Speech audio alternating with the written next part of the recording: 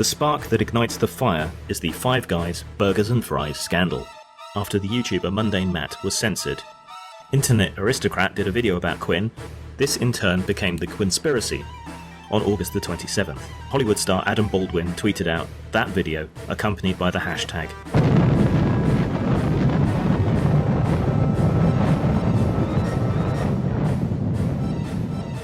We're going to attempt to answer this crucial question.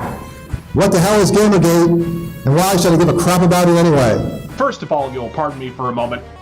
Yeah, that's me patting myself on the back for discussing the topic of corruption in gaming journalism, specifically at Kotaku and Destructoid, a good 3 fucking years ago, long before Gamergate had hashed their first tag. And I want to introduce, this is Sharon Dunton. She is president of SPJ Georgia.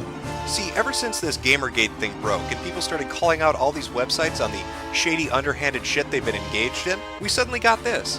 A barrage that took place between the 28th and the 29th. This almost exactly coincided with the emergence of what have come to be known as the Gamers Are Dead articles, a rather suspicious series of articles from many supposed game sites denigrating their audience and proclaiming the end of the gamer identity. So, I would love to try this for 3 to 5 minutes. Gamergate panelists, can you explain what Gamergate is to Sharon and why she should give a damn about it? They have taken a discussion about a handful of very specific instances of irrefutably proven journalistic misconduct perpetrated by men and somehow made it about feminism. Gamergate is a hashtag that was used by gamers when they found out about a conflict of interest between a game journalist and a game developer. Article after article after article, one after the other, non-fucking stop, all saying the same thing. The gamer identity is dead. Gamers are horrible people. Gamers are terrible. They're misogynistic. They're sexist. We need to get rid of them. What makes this different from past incidents is that when people try to discuss it, there was this focused effort to sort of paint the discussion as harassment. This was a shocking, coordinated attack by games journalism, which was increasingly under scrutiny, against their ostensible audience. Little wonder they would seek to protect their skin, but it was blatant, open, ideological, and disgusting. There's kind of an anti-consumer attitude within the games media. When we tried to speak to them, it just was not happening. And has harassment and even worse taken place in the name of this movement? Absolutely. Harassment and grotesque, unconscionable violations of privacy have taken place in defensive figures targeted by the movement as well, proving only that there is not a party in existence that assholes don't turn up to. There were some trolls. This is the internet. There are trolls. It doesn't matter whether you were a gamer, whether you were a Republican, whether you were a Democrat, any group that you can belong to, there are trolls among that group. The media loves a harassment narrative, especially a harassment narrative against women. So they took that and they ran with that. And meanwhile, the bulk of gamers were really concerned about the conflict of interest.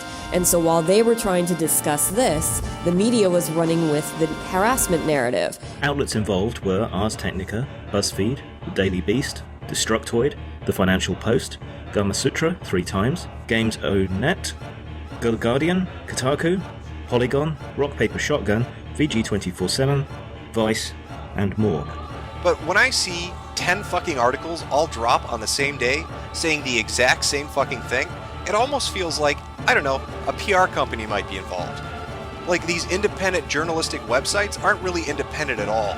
Like, maybe they're colluding with one another to put forward a narrative, a message, a talking point, or an agenda that they want to shove down the throat of the consumer. At the same time, there was censorship of discussion happening on a range of online gaming communities, which very rarely happens. That's what really sort of blew up Gamergate. It was a combination of the harassment narrative, which was related against all gamers, and censorship of discussion. As Kotaku editor-in-chief and my personal favorite member of the Lollipop Guild, Stephen Totillo, has proven through his own fucking Twitter feed, Nathan Grayson did not volunteer an electron of that information until he was confronted with it, as in against his will, as in by a fucking whistleblower. The games community's concern about corruption and ethics were brushed off and censored.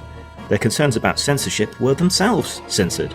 The very outlets that should have been looking into these issues and addressing their audience's concerns turned on them. The point is, we see this same behavior in every societal subset and debate, from radical feminism to My Little Pony, so why would a divisive issue like fucking Gamergate be any goddamn different? The ringleader of these articles appears to have been writer Leigh Alexander, writing for Gamma Sutra, or at least she was the patient zero for these attacks. So, I'm Leigh Alexander. I am a writer and critic about video games. Don't know if you heard. It's a nasty, squalid little article. It's full of nerd shaming that helped it incense gamers who thought we were past that shit. Yeah, I hope that by doing non-traditional work, I can help and play a role in catalyzing a different kind of more mature conversation about video games and their role in our culture. As a crass, mercantile worship of mammon, rather than fanish enthusiasm. I want everyone to see games the way that I see them, as beautiful and full of potential. I want to be able to tell somebody about my work and hear them say, yeah, that sounds worthwhile, not like, cool, how's that for ya?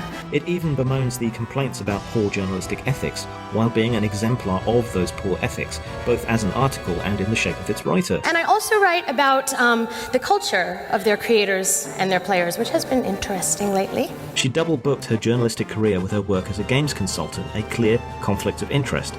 She failed to disclose personal and financial relationships with numerous people that she promoted and wrote articles about. As it slowly sunk in for me, the way that women who stand out are often targeted and shut down. She viciously attacked writer Anne Rice, YouTuber Total Biscuit, and others. I guess what they would say is it's corruption in video games journalism and the fact that their medium is being taken over by feminists and social justice warriors who want to push their agenda on everyone. She threatened to blacklist people and end their careers. She engaged in and encouraged doxing. She admitted deliberate bias and contempt for journalistic ethics. Yeah, I have an agenda, sorry. And has made arguably racist statements while claiming to be progressive and anti-racist. I'm a polarizing figure. This was the person leading the charge against Gamergate?